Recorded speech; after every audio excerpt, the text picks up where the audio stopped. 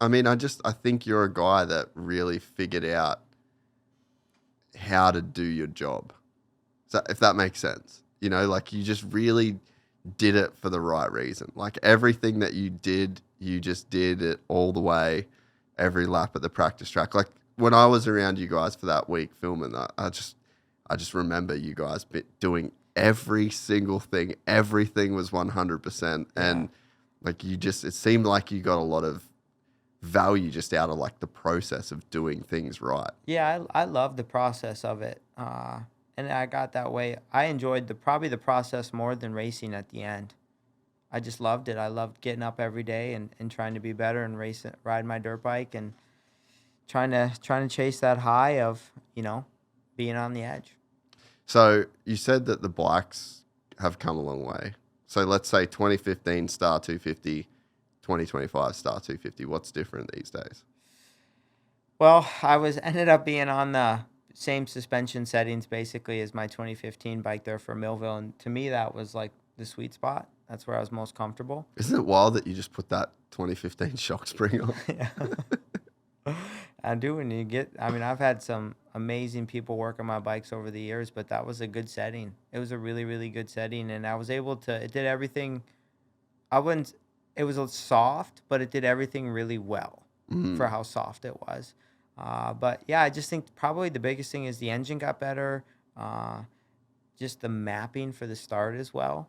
Like everything improved. The parts, even there was things from my 2015 fork and shock. There was more parts in 2025, better parts, that made the bike work better as well. In terms of just the suspension itself? Yeah, inside. Yeah, right. Inside the internals. What kind of stuff? Just, I think things to promote better oil flow and hand feel and just all that kind of good stuff. Did you get super into the testing side of things? Oh, I loved it. Really? I was gnarly. I was more gnarly on the suspension side than I was like on the engine side. Yeah, because the thing's just like wicked, and then yeah, I just think hold her on. the biggest thing I like too is I liked the bike to be pretty free, like a two-stroke. Yeah. So I didn't really want much engine braking.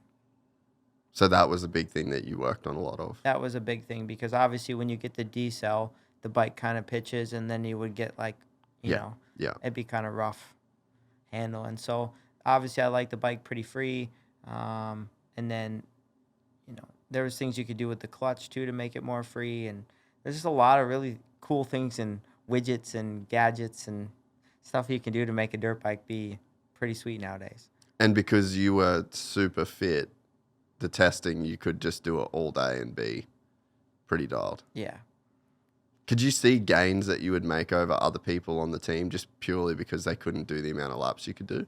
I don't know, man. I did a lot of laps, and I think of other people in my career that didn't do a lot. They didn't do as many laps, and they were able to beat me at times. So I don't know if there's a right or a wrong.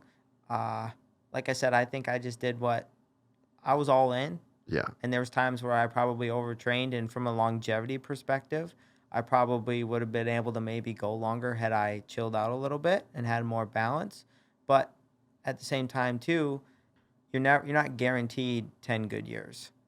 So like let's just say I won 2 championships. Well, I would take those 2 championships over like, I don't know. Yeah, like, none but a longer career kind of thing. Yeah. Yeah. So when you signed with Star, it wasn't the powerhouse that it is now. Mm-hmm. Did you know that it was going to be good, or like was that just the option that you had? Like could you have foreseen how amazing that company would have become? I didn't. I mean, I knew that the bike was pretty good at the time, like Kyle Cunningham, Ryan Sipes. Yeah. Those guys, like they were winning races. Yeah. It was a carburetor.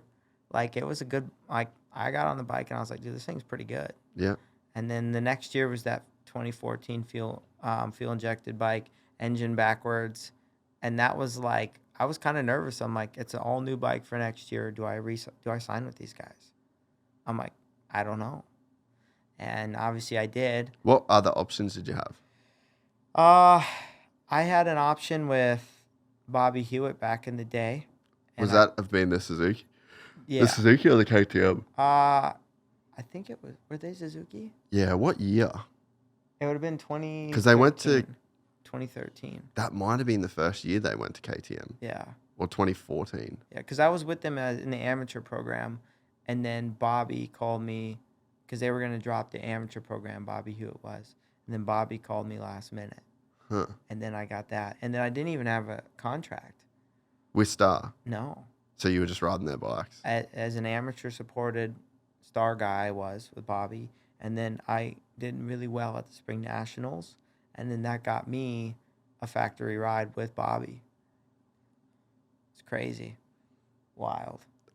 If you enjoyed this content, please like and subscribe. And to listen to the full 3-hour podcast, search Gypsy Tales in your favorite podcast platform or click the link in the description below. Gypsy Gang.